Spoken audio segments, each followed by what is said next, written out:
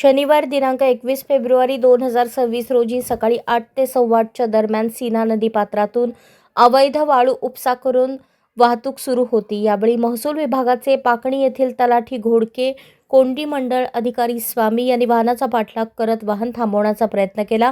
यावेळी अवैधरित्या वाळूची वाहतूक करणाऱ्या ट्रॅक्टर चालकाने तलाठी व मंडळ अधिकारी यांच्या अंगावर ट्रॅक्टर घालण्याचा प्रयत्न केला।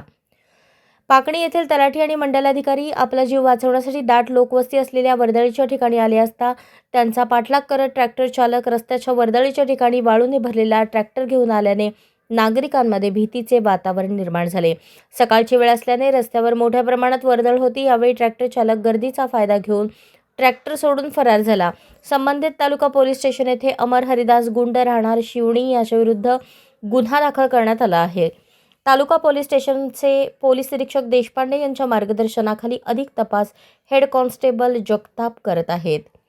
पाकणी येथील सीना नदीतून मोठ्या प्रमाणात राजरोसपणे अवैधरित्या वाळू उपसा होत आहे। याविषयी पाकणी ग्रामपंचायतीचे लोकनियुक्त सरपंच बालाजी येलगुंडे यांनी या अगोदरच जिल्हाधिकारी सोलापूर, पोलीस निरीक्षक तालुका पोलीस स्टेशन उत्तर सोलापूर, DYSP तहसीलदार उत्तर सोलापूर आदी ठिकाणी लेखी तक्रार दिलेली आहे।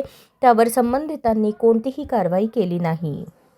अशाच नवनवीन अपडेटसाठी जनता राज्य न्यूज चॅनलला सबस्क्राईब करा, लाईक करा आणि शेअर करायला विसरू नका।